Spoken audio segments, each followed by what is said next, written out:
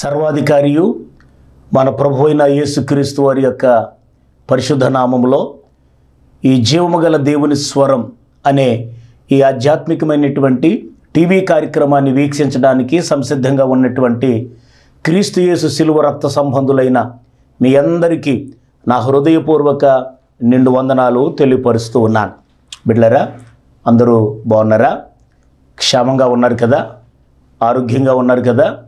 మీరందరూ బాగుండాలని, ఆధ్యాత్మికంగా ఎదగాలని, ప్రార్థనా పరులుగా మారాలని, విశ్వాసంలో మీరు దినదినము ఎదిగేటటువంటి వారిగా మీరు ఉండాలని, ప్రభు యొక్క రెండవ రాకడ కొరకు సంసిద్ధత కలిగినటువంటి వారిగా మీరు స్థిరంగా భక్తి జీవితంలో ముందుకు కొనసాగాలి అని మీ అందరి కొరకు మేము నిత్యం కూడా ప్రార్థించుచూ ఉన్నాం.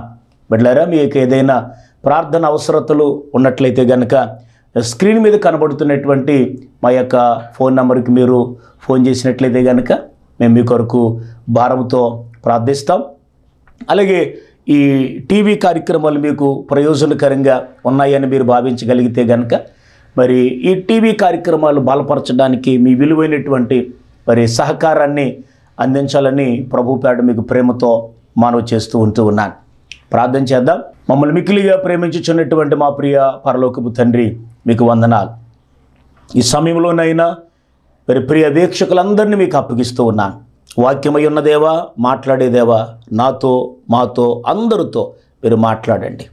విని చెవి గ్రహించే మనస్సు అయా మా అందరికీ మీరు దయచేయండి. వీక్షకులందరినీ కూడా ఆధ్యాత్మికంగా బలపరచమని, నీ దాసుడు బలహీనుడు బలపరిచి మరుగుపరిచి నీ బిడ్డలకు అవసరమైన ఉపదేశాన్ని అనుగ్రహించమని క్రీస్తు నామంలో ఈ ప్రార్థన అడిగి వేడుకొనుచున్నాము తండ్రి, ఆమేన్. మరొకసారి ఈ సమయంలో మమ్మలను మీ కుటుంబాల్లోనికి ఆహ్వానించినందుకు మీకు ప్రత్యేకమైన మరొకసారి కృతజ్ఞతలు మీకు సమర్పిస్తూ ఉన్నా.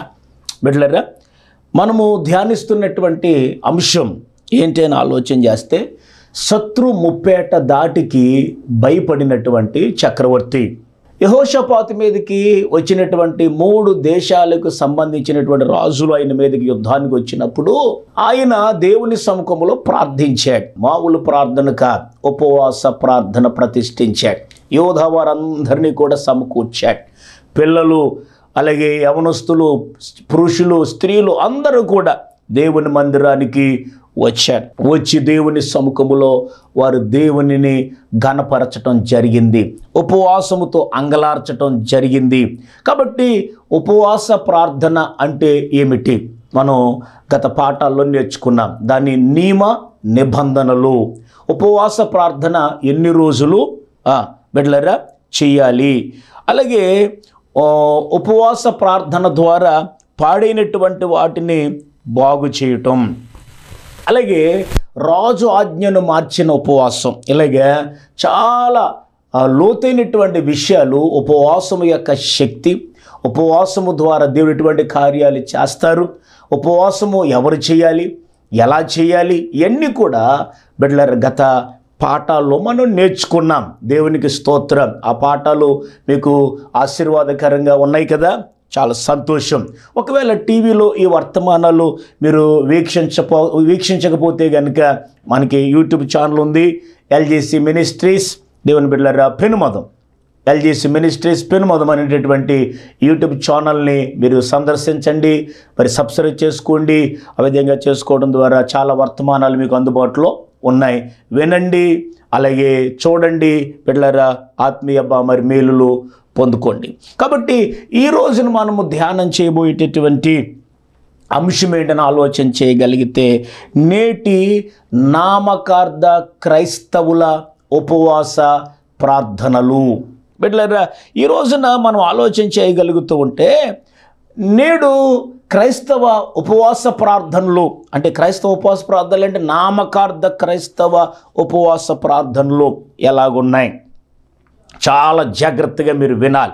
ఈరోజున చాలామంది మేము ఉపవాసం చేస్తూ ఉన్నాము అని చెప్పడం మనం చూస్తూ ఉన్నాం. బిడ్డలారా, అయితే ఉపవాసం ఎలా చేయాలో, ఉపవాసం అంటే ఏమిటో ఇవన్నీ కూడా గత పాఠాల్లో మనం నేర్చుకున్నాం.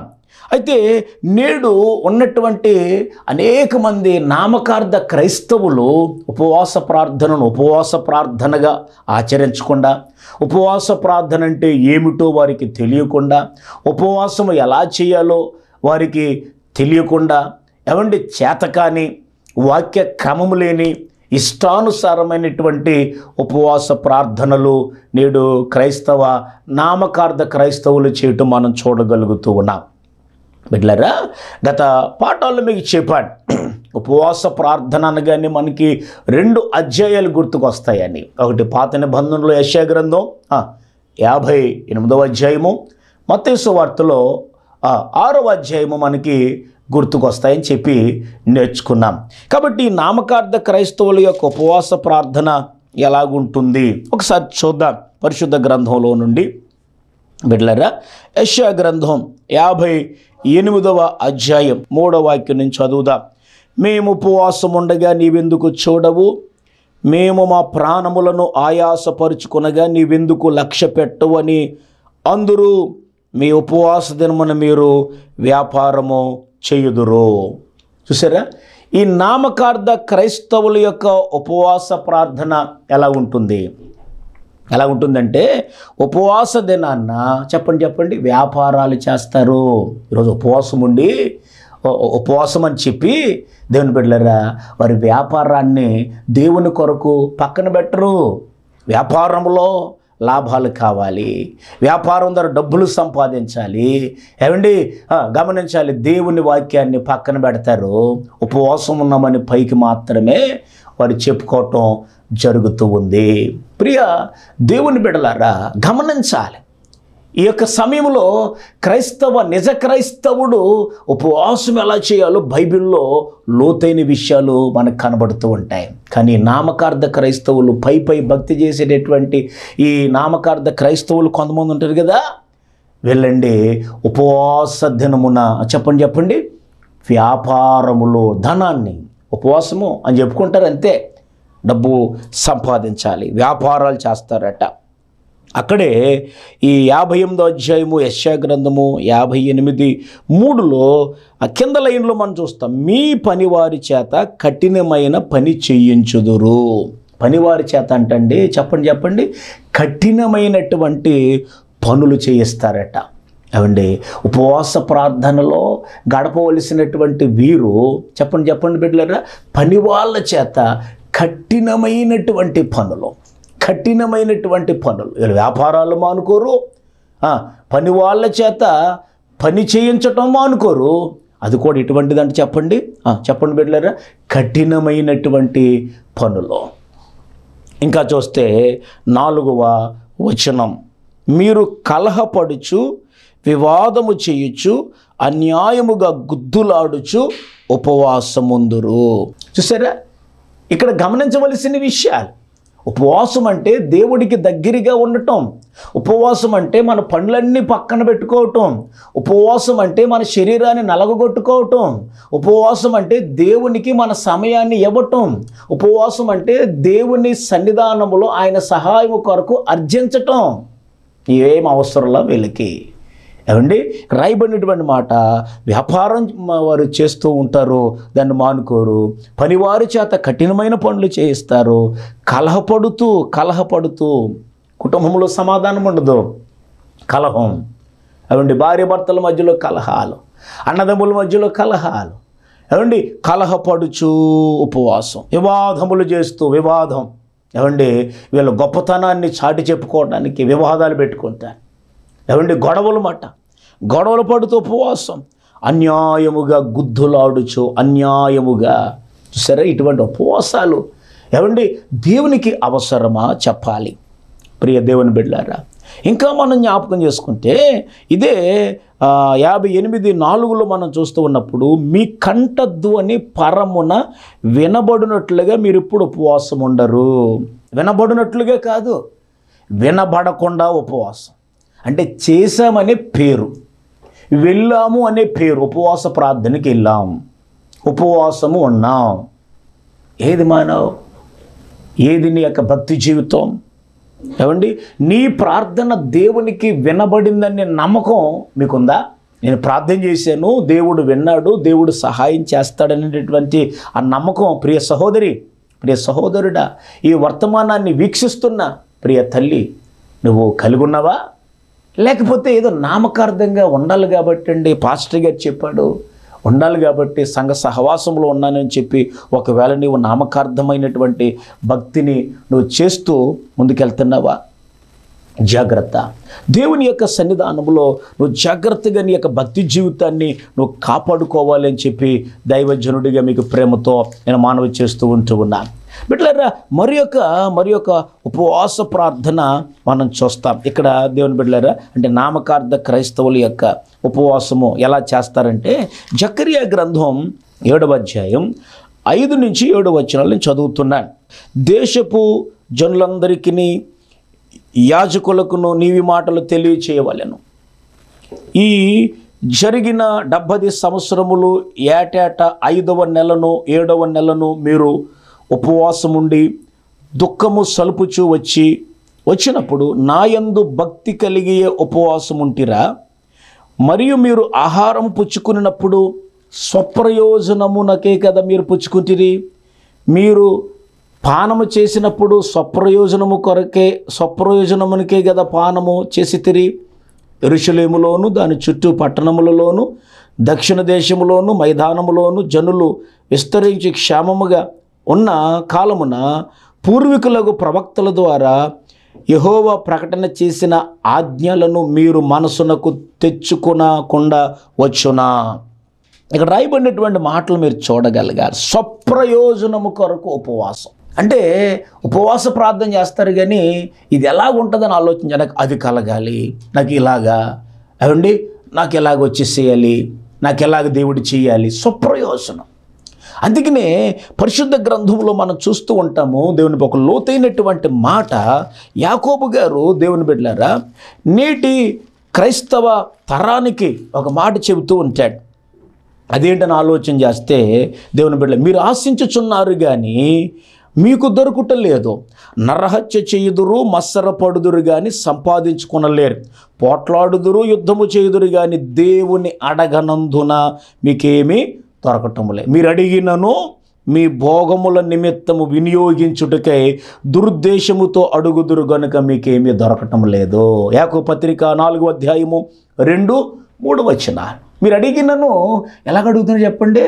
మీ భోగేచ్ఛల కొరకు, మీ స్వప్రయోజనం కొరకు.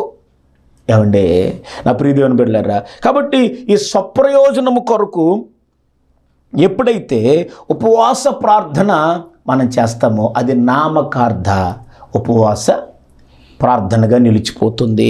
ఇంకా మనం జ్ఞాపకం చేసుకుంటే యేసుక్రీస్తు ప్రభులు వారు ఉపవాస ప్రార్థనలో కొంతమంది ఎలాగుంటారు అని ఆయన చెప్పారు అని ఆలోచన చేస్తే, బిడ్డలారా, 6వ అధ్యాయము మత్తయి వార్త 6వ అధ్యాయము 16వ వచనం. మీరు ఉపవాసము చేయనప్పుడు వేషధారుల వలె దుఃఖముక్కులై ఉండకుడి. వేషధారిగా ఉన్నావా? వేషధారి వలె వేషం వేసుకున్నావా? ఉపవాస ప్రార్థన అని చెప్పి వేషం వేసుకున్నావా? వాళ్ళు ఎలా ఉంటారని ఆలోచన చేస్తే వేషాలు వేసుకుంటారు, వాళ్ళు బయటికి చెబుతారు. మనం చెప్పాను కదా మీకు దేవుని బిడ్డలారా, కొంతమంది మేము ఉపవాసం ఉంటున్నామని ఊరంతా చాటింపు పెంచుకుంటారు. ఏమండి, ఆ కిందే ఉంటుంది ఏముంటుందని ఆలోచన చేస్తే ఇదే 16వ వచనంలో ఏమని చెప్పండి? తాము ఉపవాసము చేయనప్పుడు మనుషులకు కనబడవలెనని వారు తమ ముఖములను వికారము చేసుకుందురు. మనుషులకు కనపడాలి, మనుషులు నన్ను చూడాలి, మనుషులు నన్ను అమ్మో ఇన్ని దినాలు ఉపవాసం చేస్తున్నాడా, ఇన్ని దినాలు ఉపవాసం ఉందా ఈమె అని అనుకోవాలి. ఏమండి, మనుషులకు కనపడాలని ఉపవాస ప్రార్థన చేస్తారా? ఇది నామకార్థ క్రైస్తవులు చేసేటటువంటి ఉపవాసం. ఏమండి, ఉపవాస ప్రార్థన గదిలోనికి వెళ్ళేటప్పుడు కొంతమంది ఆ సంఘాలకు చెప్పి ఏడుస్తున్నారు. యూట్యూబ్లో చూస్తే ఏడుస్తున్నారు, అందరికీ చెప్పుకుంటున్నారు. వీరు తమ ఫలమును పొందారని దేవుని వాక్యంలో మనం చూడగలుగుతూ ఉంటాం. దేవుని బిడ్డలారా, ఇంకా చూస్తే వారు ముఖాలను వికారం చేసుకుంటారు. అంటే ఒకరోజు ఉపవాసం ఉండి ఏదో 6 రోజులు ఉపవాసం ఉన్నట్లుగా. ఏమండి, వికారం. ఏంటమ్మా అలా ఉన్నారు, ఎలా ఉన్నారంటే తినలేదండి, భోజనం చేయలేదండి, మీకు తెలీదా నేను ఉపవాసం ఉన్నానండి, ఉపవాసం అండి అంటే ఉపవాసం అనే మాట కూడా వారు చెప్పడానికి అంత బలహీనమైపోయారు అన్నట్లుగా మాట్లాడతారు. ముఖములను వారు వికారము చేసుకుంటారు. దేవుని బిడ్డలారా, అసలు ఉపవాస ప్రార్థన చేసేటప్పుడు ఏం చింపుకోవాలని బైబిల్ చెబుతుంది? ఏమండే ఏం చింపుకోవాలి? హృదయాన్ని చింపుకోవాలి. కానీ వారు హృదయాన్ని కాదు, వస్త్రాలను చింపుకుంటారట. కొంతమంది చూడండి, మధ్యకాలంలో మనం చూస్తున్నా, పూర్వకాలము ఉపవాస ప్రార్థన చేసినప్పుడు వారు గోనె బట్ట కట్టుకున్నారని, బూడిద పోసుకున్నారని అవి బైబిల్లో రాయబడితే కొంతమంది అందరికి కనపడాలని ఈ బట్టలు తీసేసి గోనె బట్టలు కట్టుకుని బూడిద నెత్తి మీద పోసుకుని ఏడుస్తున్నారు. చూస్తున్నా సోషల్ మీడియా వచ్చిన తర్వాత ఏమైపోయిందంటే దేవుని బిడ్డలారా, భక్తి చాలా మట్టుకు దిగజారిపోయింది. మనుషులకు కనపడాలి, వస్త్రాలు చింపుకుంటారు. వారి భక్తి జీవితం దేవుడికి చాలా దూరంగా ఉంటుంది. హృదయాలను వారు దేవునికి దూరంగా పెట్టుకుంటున్నారు. వస్త్రాలను మాత్రమే చింపుకుంటూ ఉన్నారు. నామకార్థ క్రైస్తవ సంఘమా, నువ్వు ఎలాగున్నావు? నీ హృదయాన్ని చింపుకోవాలి, నీ పాపములు ఒప్పుకోవాలి. అలా ఒప్పుకోకుండా బట్టలను చింపుకుంటే ఉపయోగం ఏముంది? గోనె బట్ట కట్టుకుంటే ఉపయోగం ఏముంది? జకర్యా గ్రంథం 7వ అధ్యాయము దేవుని బిడ్డలారా 3-5 వచనాల్లో మనం చదివినటువంటి విషయాలు మనం జ్ఞాపకం చేసుకుంటే వారంటండి, భక్తి కలిగే ఉపవాసం ఉంటిరా అని దేవుడు అడుగుతున్నాడు. భక్తి లేకుండా ఉపవాసం చేస్తున్నారు. భక్తి లేదు, భయము లేదు, ఉపవాస ప్రార్థన.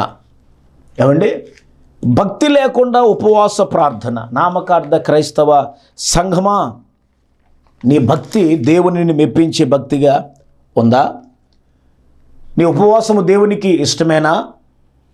నువ్వు దేవునికి ఇష్టమైనటువంటి ఉపవాసము చేయగలుగుతున్నావా? గమనించాలి. ఇంకా ఈ నామకార్థ క్రైస్తవుల ఉపవాసం ఎలా ఉంటుందంటే లూకా సువార్త 18వ అధ్యాయము 9వ వచనంలో మనం చూస్తే, తామే నీతిమంతులమని తమ్ము నమ్ముకుని ఇతరులను తృణీకరించు కొందరితో ఆయన ఈ విధంగా ఉపమానం చెప్పాను. తామే నీతిమంతులం. కొంతమంది నామకార్థ క్రైస్తవులు ఎలా ఉంటారు? తామే నీతిమంతులం. ఇంకా 18-11లో మనం చూస్తాం, పరిసయ్యుడు నిలవబడి, దేవా నేను చోరులను, అన్యాయస్తులను, వ్యభిచారులనైన ఇతర మనుషుల వలనైనను ఈ సుంకర్రి వలనైనను ఉండనందుకు నీకు కృతజ్ఞతాస్తుతులు చెల్లించుచు ఉన్నా. నేను ఏ పాపము చేయలేదని తను తాను సమర్థించుకుంటాను. నేటి నామకార్థ క్రైస్తవ సంఘ జీవితం ఉపవాస ప్రార్థన. నేనే పాపం చేయలే. భక్తి లేకుండా వారు చేసే ఉపవాసం వారికి తెలియటంలే. నీతిమంతులు అనుకుంటున్నారు కానీ వారి జీవితంలో నీతి అనేది లేకుండా బ్రతుకుతూ ఉన్నారు. కాబట్టి ఇంకా మనం జ్ఞాపకం చేసుకుంటే 12వ వచనంలో లూకా సువార్త 18:12లో, వారమునకు 2 మార్లు ఉపవాసము చేయొచ్చు, నా సంపాదన అంతటిలో 10వ వంతు చెల్లించుచున్నానని తనలో తాను ప్రార్థన చేసుకున్నాడు. ఇక్కడ రాయబడిన మాట చూడాలి, నేను భక్తిగా ఉపవాసం చేస్తున్నానని బయటకు చెబుతాను. నేను భక్తిగా ఉంటానండి, చాలా నీతిగా ఉంటానండి, బయటికి చెబుతాను. అసలు ఉపవాస ప్రార్థన బయటికి చెప్పేదా? కొన్ని చెబితే చెప్పేవానికి ఎన్ని రోజులు చేస్తున్నావో చెప్పకూడదుగా, అయిపోయిన తర్వాత చెప్పుకోవాలి. కాబట్టి నామకార్థ ఉపవాసం. ఓ కూత అనుకుందంట, నేను ఉపవాసం చేయాలి, దేవుడికి నా బాధ అంతా చెప్పుకోవాలి, నా వేదన అంతా చెప్పుకోవాలి దేవుడికి అనుకుందంట. అనుకుని ఓ చెట్టు ఎక్కిందంట. చెట్టు మీద కాసేపు కూర్చుందంట. కూర్చుని మనసులో అనుకుంటుందంట, నేను మరి ఎన్ని రోజులు ఉపవాసం చేస్తాను? 3 రోజులు. మరి 3 రోజుల్లో నేను బలహీనం అయిపోతే నాకు తర్వాత ఉపవాసం అయిన తర్వాత మరి నేను మరలా చెట్లు ఎక్కలేను కదా, నేను మరలా పళ్ళు తెచ్చుకోలేను కదా అని చెప్పి ఇదేం చేసి ముందుగానే ఇన్ని కంపడం, ఈ పళ్ళు ఆ పళ్ళు ఈ పళ్ళు మొత్తానికి పూడుస్తూ తెచ్చేసుకుని చెట్టు దగ్గర పెట్టుకుందట. పెట్టుకుని అది మొదలెట్టింది ప్రార్థన. కాసేపు అయిన తర్వాత అనుకుంటుందంట, అయ్యో ఒకవేళ నేను 3 రోజులు అయిన తర్వాత నాకు నీరసం వచ్చేద్దేమో, బలహీనరాలు అయిపోతానేమో, ఆ పళ్ళు కూడా నేను ముట్టుకోలేనేమో, కాబట్టి ఒక పని చేస్తాను అని చెప్పి ఒక మంచి మామిడికే, మంచి పండిపోయినటువంటి మామిడికి తీసుకుని దగ్గర పెట్టుకుందంట. ప్రార్థన చేస్తుంది. ఇలా దేవుని అడుగుతుంది. కాసేపు అయిన తర్వాత ఇది అనుకుందంట, అలా కాదు, తర్వాత అయినా ఒక నోటి దగ్గరికి పెట్టుకోలేనేమని చెప్పి ఇదేం చేసిందంటే నోట్లు పెట్టుకుని పంటి కింద పెట్టుకుందంట. ఏమండి, అది ప్రార్థన చేస్తూ ఉంటే పళ్ళు దానికి తగిలి కొంచెం కొంచెం కొంచెం కొంచెం ఆ ఊట ఏమండి ఆ యొక్క నోట్లోకి వస్తుంటే ఎంత మధురంగా ఉందో. ఇంకా చూడండి, ఇంకా అది పట్టలేక మొత్తానికి ఆ మామిడి పండు తినేసిందంట. ఇంకా ఉపవాసం లేదు, చూసారా? ఉపవాసం ఉన్న తర్వాత బలహీనమైపోతానేమని చెప్పి ముందుగానే ఇంత తట్టడి తెచ్చుకుంది. తినలేతే మరి వెళ్ళలేనేమో దగ్గరికి, దాని దగ్గరికి కూడా వెళ్ళలేనేమో అని చెప్పేసి నోట్లో దగ్గర చేతులు పెట్టుకుంది, నోట్లో పెట్టుకుంది, తర్వాత మింగేసింది. నేడు అనేక మంది నామకార్థ క్రైస్తవ ఉపవాస ప్రార్థనలు నేను భక్తిగా ఉన్నానని చెప్పుకుంటారు. వీళ్ళారా, ఇంకా మనం జ్ఞాపకం చేసుకుంటే కనుక ఏమండి 12వ వచనంలో చూస్తే లోపల ఉన్న గర్వమును వేడకుండా ఉపవాసం చేస్తున్నా. ఏమండి, వారానికి 2 సార్లు నేను ఉంటున్నాను అంటే ఇదేంటిది? గర్వం. నా సంపాదన ఇస్తాను, దశమ భాగం ఇస్తాను అంటే లోపల భక్తి చేస్తున్నాననేటటువంటి విధానం ఉన్నా కూడా ఆత్మీయ గర్వం. నేను ఎలా ఉంటానో చెప్పనా? ఎంత పరిశుద్ధంగా ఉంటానో తెలుసా? వారానికి ఎన్నిసార్లు ఉపవాసం ఉంటానో తెలుసా? ఎలా ప్రార్థన చేస్తానో తెలుసా? దేవుడికి నేను కానుక ఎలాగిస్తానో తెలుసా? ఏమంటే ఇది ఆత్మీయ గర్వం, చాలా ప్రమాదకరం. ఇంకా మనం జ్ఞాపకం చేసుకుంటే దేవుని బిడ్డలారా, లూకా సువార్త 18:11 మనం చూస్తూ ఉన్నప్పుడు ఈ పరిసయ్యుడు ఏమని అంటున్నాడు చెప్పండి దేవుని బిడ్డలారా? దేవా, నేను చోరులను, అన్యాయస్తులను, వ్యభిచారులైన ఇతర మనుషుల వలెనైనను ఈ సుంకరి వలెనైనను ఉండనందుకు నీకు కృతజ్ఞతాస్తుతులు చెల్లించుచున్నాను అన్నాడు. అంటే ఇతర మనుషులను చెప్పండి దేవుని బిడ్డలారా, బేరీజు చేసుకుంటాడు. అయితే నేను ఇతరుల కంటే భక్తిగా ఉన్నానని వారు పోల్చుకుంటారు. ఇతరుల కంటే నేను బెటర్, ఇతరుల కంటే నేను బాగానే ఉన్నాను అంటే నామకార్థ క్రైస్తవులు ఇతరులు ఎప్పుడు బేరీజ్ చేసుకుంటారు. నేను పర్లేదండి, వాళ్ళకంటే నేను కొంచెం బెటర్ అండి. వాడు 2 పెగ్గులు వేస్తాడేమో, నేను 1 పెగ్గు వేస్తానన్నట్లుగా మాట. అదా? మనం ఇతరులను పోల్చుకుంటూ మన భక్తిని చేయడానికి వీళ్ళే.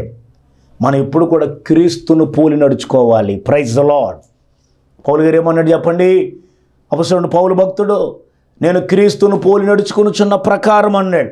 ఇంకా మనం జ్ఞాపకం చేసుకుంటే లూకా సువార్త 18-11 వచనాల్లో చూస్తే అక్కడ రాయబడినటువంటి మాటల్లో ఉన్నటువంటి వివరణ ఏంటంటే, చేసేటటువంటి భక్తికి కొలత. నేను అలాగా, నేను ఇలాగా, అటువంటి వాడిని కాదు, ఇటువంటి వాడిని కాదు, ఏమండి, లేకపోతే నేను వీళ్ళకంటే కొంచెం బెటరు అంటే కొలత వేసుకుంటారు అన్నమాట. నేను అంటాను, నేడు అనేక మంది క్రైస్తవ జీవితాలు ఏమండి ఎలాగున్నాయని ఆలోచన చేస్తే భయము లేకుండా, భక్తి లేకుండా, విశ్వాసము లేకుండా వారి యొక్క ఉపవాస ప్రార్థనలు, భక్తి జీవితం వెళ్ళిపోతుందేమో అని చెప్పడానికి చాలా భయం వేస్తుందండి. కాబట్టి ప్రియ దేవుని సంగమా, నీవు దేవునికి ఒక నమ్మకస్తురాలిగా నువ్వు బ్రతకాలి, నమ్మకస్తుడిగా నువ్వు బ్రతకాలి. చివరిగా ఇర్మియా గ్రంథం 14వ అధ్యాయం 10 నుంచి దేవుని బిడ్డలారా 12 వచనాలు. యెహోవా ఈ జనులతో ఈ మాట సెలవిచ్చుచున్నాడు, నా జనులు తమ కాళ్ళకు అడ్డము లేకుండా తిరుగులాడుచు ఇచ్చగలవారు గనుక యెహోవా వారిని అంగీకరింపడు. ఇప్పుడు ఆయన వారి అక్రమమును జ్ఞాపకము చేసుకొనును, వారి పాపమును బట్టి వారిని శిక్షించును. మరియు యెహోవా నా తెట్ల నేను వారికి మేలు కలుగునట్లు ఈ ప్రజల నిమిత్తము ప్రార్థన చెయ్యకుము. వారు ఉపవాసం ఉన్నప్పుడు నేను వారి మొర్రను వినను. వారు దహన బలైనను నైవేద్యమునైనను అర్పించినప్పుడు నేను వాటిని అంగీకరింపను. ఖడ్గము వలనను, క్షామము వలనను, తెగులు వలనను వారిని నాశనము చేసేదను. చూసారా? కాళ్ళకంట అడ్డము లేకుండా తిరిగి మరలా ఉపవాసం ఉంటారంట. కాళ్ళకు అడ్డము లేకుండా తిరుగుతారు. ఇష్టానుసారమైనటువంటి జీవితం. అంటే ఇలా జీవిస్తూ ఉపవాసం చేసేస్తే దేవుడు క్షమించేస్తాడు. ఎవరు చెప్పారు? బైబిల్ చెప్పిందా? ఏ పాస్టర్ గారు చెప్పాడండి? నువ్వు ఎలా ఉన్నా పర్లేదు, ఉపవాస ప్రార్థన చేసే అని చెప్పేసి అన్నారా? నేనంటాను దైవజనుడిగా, నామకార్థ క్రైస్తవ స్థితిని వదిలిపెట్టాలి. నీ పాపములను ఒప్పుకొని నిజమైనటువంటి భక్తి జీవితంలో దేవుని బిడ్డ నీ హృదయాన్ని ప్రభువుకు సమర్పించి చింపుకోవలసింది వస్త్రం కాదు, హృదయాన్ని చింపుకొని ఈ దేవుని సన్నిధిలో బలపడాలని దైవజనుడిగా మీకు ప్రేమతో మనవి చేస్తున్నానండి. నేను ఎవరినో కించపరచడానికి ఈ మాటలు నేను చెప్పటం లేదు. నేటి దినాలు అనేక మంది ప్యాసన భక్తి అయిపోయింది. నేటి దినాలు అనేక మంది దేవుని బిడ్డలారా పైకి భక్తి కలిగిన వారి వలె ఉంటూ దేవుని శక్తిని ఆశ్రయించిన వారిగా ఉన్నారు. కడుపు నిండిపోయినట్లుగా వారి భక్తి కనబడుతూ ఉంది. అంటాను, ఇది చివరి దినాలు. పూర్వకాలంలో నువ్వు చేసిన భక్తి మరలా నువ్వేం చేయాలి చెప్పన్నా, స్మరణకు తెచ్చుకోవాలి. ఉపవాస ప్రార్థనలో మీరు ఎదగాలి. నిజమైనటువంటి భక్తిని మీరు చేయాలి. మీలో ఉన్నటువంటి ఏమంటారు వాక్య వ్యతిరేకమైనటువంటి స్వభావాన్ని మీరు మార్చుకోవాలి. నామకార్థ క్రైస్తవ భక్తి జీవితాన్ని వదిలిపెట్టి దేవుని కొరకు నమ్మకస్తులుగా మీరు బ్రతకాలని దైవజనుడిగా మీకు నేను ప్రేమతో మనవి చేస్తున్నానండి. కాబట్టి నా ప్రియ దేవుని బిడ్డలారా, మీ హృదయాల్లో దేవునికి చోటు ఇవ్వండి. మీ హృదయాల్లో ఉన్న పాపాన్ని వదిలిపెట్టండి. మేమే నీతిమంతులమైనటువంటి భావన, లేకపోతే స్వప్రయోజనం, లేకపోతే మనుషులకు కనపడాలని వేషధారులుగా అన్యాయముగా గర్వాన్ని విడిచిపెట్టక, ఏమండి ఇంకా జ్ఞాపకం చేసుకుంటే మన భక్తిని ఇతరులతో పోల్చుకుంటూ ఇలాగా మనము ఉపవాసం చేస్తే దేవుడికి అది ఉపవాసము అది అనుకూలమా, అది ఇష్టమా? నేను నా శరీరాన్ని గాయపరచుకోవలసిన పరిస్థితి అదా, లేదా నా శరీరాన్ని అలగొట్టుకోవలసిన పరిస్థితి అలాగా? లేదు. ఇట్టి ఉపవాసము నాకు అనుకూలమని ప్రభు అంటున్నాడు. దేవుడికి అనుకూలమైన ఉపవాసం చెయ్యాలి. అలా చేస్తే మీరు నేను దీవించబడతా. కాబట్టి ప్రియ దేవుని సంఘమా, నామకార్థ క్రైస్తవ సంఘముగా మనం ఉండక దేవుని కొరకు నమ్మకస్తురాలుగా, దేవుని కొరకు నమ్మకస్తుడిగా ఒక నిజమైనటువంటి క్రైస్తవ భక్తి జీవితంలో దేవుని సముఖంలో ఉపవాసం ఉండి ప్రార్థన చేసేటటువంటి ప్రార్థనా వీరులుగా, ప్రార్థనా పరులుగా ఈ వాక్యాన్ని విన్న మిమ్మల్ని అందరినీ దేవుడు మార్చునుగాక, మిమ్మల్ని దేవుడు బలపరచునుగాక, దేవుని రాజ్యములో మనందరికీ దేవుడు చోటు అనుగ్రహించునుగాక. ఆమెన్. ప్రార్థన చేసుకుందాం. మా పరమ తండ్రి, మీకు స్తోత్రములు. ఈ సమయంలోనైనా అయా ఒక శ్రేష్టమైన ఉపదేశము ద్వారా మీరు మాతో మాట్లాడారు. ఆ మాటలు ఏంటంటే, నేటి నామకార్థ క్రైస్తవ సంఘము యొక్క ఉపవాస ప్రార్థనలు. అయినా నేడు క్రైస్తవ సంఘాలు నామకార్థ స్థితిలోకి వెళ్ళిపోయి, అయా నీకు వందనాలు తండ్రి ఎలాగున్నాయి అని ఆలోచన చేయగలిగితే అయా మేము చూడగలిగాము నాయన. వ్యాపారాలు చేసేటటువంటి రీతిగా వారు నాయన ఉంటూ ఉన్నారు. ఉపవాస దినాన్న ప్రభువా కఠినమైన పనులు నైనా యొక్క పనివారి చేత చేయించేటటువంటి వారిగా అన్యాయముగా గుద్దులాడుచు నాయన అయా మరి తండ్రి వివాదములు చేస్తూ ప్రభువా స్వప్రయోజనం కొరకు వారు ఉపవాసాలు చేస్తున్నాయన. వ్యాసదారుల వలె వారు ఉంటూ ఉపవాసాలు చేసేవారిగా ఉన్నారేమో, మనుషులకు కనబడాలని ఉపవాస ప్రార్థనలు చేసేటటువంటి వారిగా ఉన్నారేమో, ముఖములు వికారము చేసుకుంటూ మనుషులను అయా మభ్యపెట్టేటటువంటి వారిగా ఉన్నారేమో, అయా వస్త్రాలను చింపుకుంటూ హృదయాన్ని అయా కఠినపరుచుకుంటూ ఉన్నారేమో, భక్తి లేకుండా ఉపవాసం చేస్తున్నారేమో, తామే నీతిమంతులం అనుకుంటూ ఉపవాస మార్గాన్ని ఎంచుకున్నారేమో. అయా మరి తండ్రి లోపల గర్వాన్ని విడిచిపెట్టకుండా ఇతరులను పోల్చుకుంటూ మేమే నీతిమంతులమని చెప్పి అనుకుంటూ ఉపవాస ప్రార్థనలు చేస్తున్నారేమో. ప్రభు అటువంటి ఉపవాసం నాకు అనుకూలమని మీరు మాట్లాడతారు. అటువంటి నామకార్థ పరిస్థితుల్లో నుంచి క్రైస్తవ సంఘాన్ని విమోచించిన ఆయన నిజమైన భక్తి కలిగినటువంటి సంఘముగా వారిని సిద్ధపరచమని ఈ వాక్యాన్ని విన్న ప్రతి ఒక్కరు కూడా అయా నీ యొక్క రాకడ కొరకు సంసిద్ధత కలిగినటువంటి వారిగా ఉండడానికి, విరిగి నలిగినటువంటి హృదయాన్ని కలిగినటువంటి వారిగా హృదయములు మీకు చోటిచ్చేటటువంటి ఉపవాస ప్రార్థన వారు చేయటానికి సహాయం చేసి మీరు మహిమ పొందమని దేవా, ఈ యొక్క మరి కార్యక్రమాన్ని స్పాన్సర్ చేసినటువంటి కుటుంబాన్ని సమృద్ధిగా దీవించిన ఆయన, ఆశీర్వదించిన ఆయన, వారికి అవసరతలు అక్కర్లు తీర్చిన ఆయన, వారి కుటుంబీకులను ఆశీర్వదించిన ఆయన, నీ సర్వ సమృద్ధిలో నుండి వారికి అయా దైవికమైన దీవెనలు మెండుగా దయచేయమని ప్రార్థన చేస్తూ యేసుక్రీస్తు వారి యొక్క ఉన్నత నామములో ఈ మనవులు మీకు సమర్పించి పొందుకున్న మా ప్రియ పరలోకపు తండ్రి, ఆమేన్. తండ్రి, కుమార, పరిశుద్ధాత్మను త్రియేక దేవుని యొక్క ఆశీర్వచనాలు ఈ వర్తమానాన్ని వీక్షించిన మీ అందరికీ సర్వదా ప్రభు కృప తోడయుండును గాక. ఆమెన్.